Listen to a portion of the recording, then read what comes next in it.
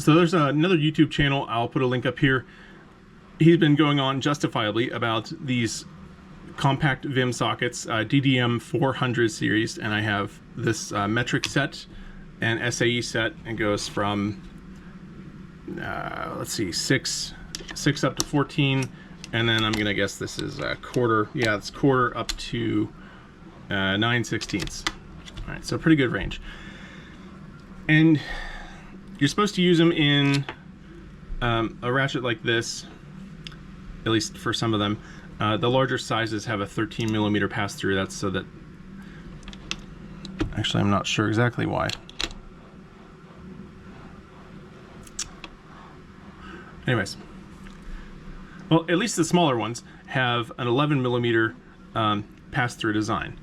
So you can use a wrench like this, or you could use a wrench like this that is made by a company USAG. I don't exactly know how that's pronounced. You can buy just the wrench, or you can buy the wrench in a set, and it's not inexpensive. I thought, well, clearly this handle's pretty large. It's got to have a hex shank in it, but no, it does not. But I also have this Vim flex locking flex head ratchet here with a 1/4 inch hex head, and it does have a hex socket on the end. And then it also has this spinner here. You can put, you know, if you're doing a bolt or a screw quickly in or out, you can do this sort of motion, and it's very quick. So that's the whole point of this spinny bit here, as far as I know. But you can tell, I'm going to get this out of the way. You can tell these have the same head, presumably made, or the same hinge, presumably made in the same factory. And I was like, well, clearly you can drive the pin out, because it's just a simple pin here and drive it through. But the hard part is getting the pin lined up, because it's only like a 3.5mm pin, and this is an 1/8 inch drift here. Get that all lined up and then hit it with a hammer, and then you have a pin flying out the end, and then who knows what's going on with the hinge. Foreshadowing. But anyways, I 3D printed this little jig here. Oh, that looks goofy sticking off there. Anyways, link to this in the description on Maker World. I have a whole bunch of other prints there. So this just slips in there, and it kind of seats itself right over the hinge pin, and you can look down the hole, make sure that the hinge pin is lined up there. And then we take the pin driver here. Maybe we can drive it out at an angle, and you guys can still see it pop out. Yeah, see it coming out there? Oop, there it is. So, well, that's the first that's popped out. The little flex, the locking flex head part. And then take the drift pin out there. Now this one, you know, the foreshadowing that I talked about, there's normally a little spring clip that goes right here. And of course, when I took this off, of course I've had these off a few times before, and this is the first time that it flew. It bounced off my shoulder and landed somewhere over there, and I have not found it yet. But anyways, so now this has, you know, it's captive. It holds the pin there for you, and these other parts, we don't need those for now. I'll put those back together with the other head later. And then here is the Vim one. Line up the hinge pin there. There we go. And I'll just drive this one out real quick.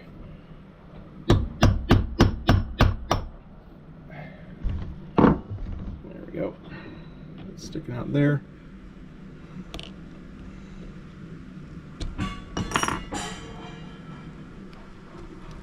Kind of hold this in, and make sure your thumb is over this area so that the spring washer, yep, there it is, doesn't go flying on you.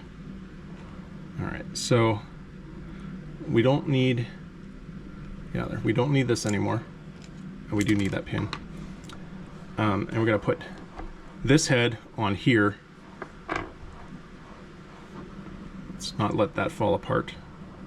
It's not that hard to put together, but I just don't want to have to do it on video. So we get the spring washer in there, spring clip, it's not really a washer. Get it angled so that when you push it in, it goes up the ramp. And push this down. Make sure that the reversing switch is on the correct side here. And that's almost it. And then the pin, you don't need a jig. Oh, and of course this popped out because I didn't have it fully seated when I pressed the parts together. But I guess we can do that now, and don't let the spring clip go flying. So this just goes in here like that. Gotta have it depressed. There, see now it's held in the right depth by the head being there. Oh, I forgot the spring clip. Order of operations, guys.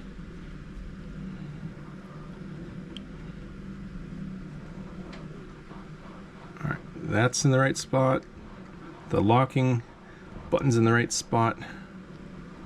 Oh. Gotta have the head on the right side, the reversing switch on the right side. At some point I'll get this, guys.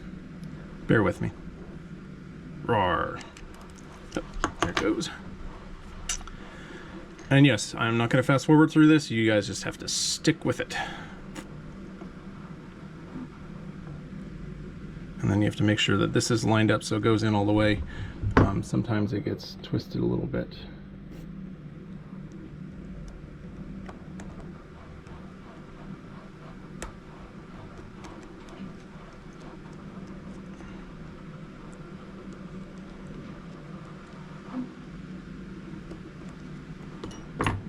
Alright, that's the right spot.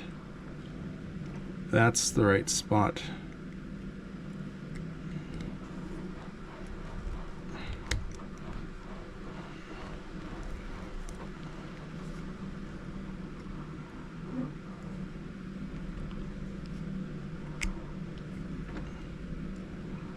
Sometimes it goes in real easy, sometimes it's fights like this. There we go. And then the pin goes in. Got it all. Okay. And then to not mar this when putting it together, I use some of these pliers, wrench tools from Knipex, and just give it a little squeeze because it's just a press fit pin. And the pin is a little bit longer than the width of the body, but if you get the right angle there, it does seat right in the middle. So now I have created a tool which cannot be bought, but it can be modified to exist. So now we can put these in here, locking flex head, and then it has the adapter socket for an extension which I don't have here, of course, go figure. You'll just have to imagine added leverage. And then I thought an interesting thing on the end here, because you can you know, put it in this position and use it like a speed wrench, but then this is just resting against your palm. Well, I found this specific bit that I have fits in a 3D printer roller, 3D printing roller. So now it has a nice palm support there.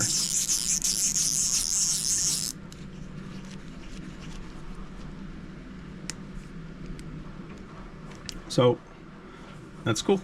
It's a cool little idea. Obviously this falls off. It's just something that I thought of would be interesting to show in the video too, as an idea. You know, it's of course not fully fleshed out yet.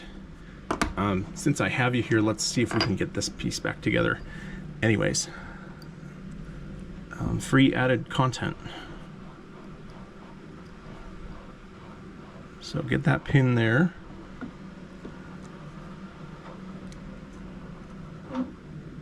That pin there. What are these? Sunoda SPB-140s. These are excellent little bent head needle nose pliers.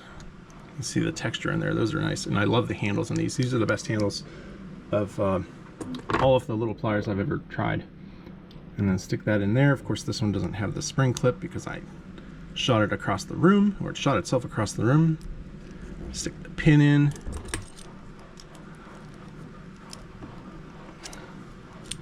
Make sure that's open enough. Open enough.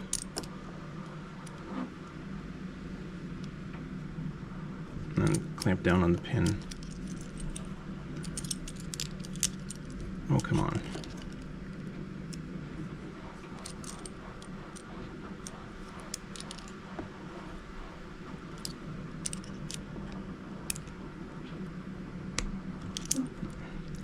And if you go from the end here.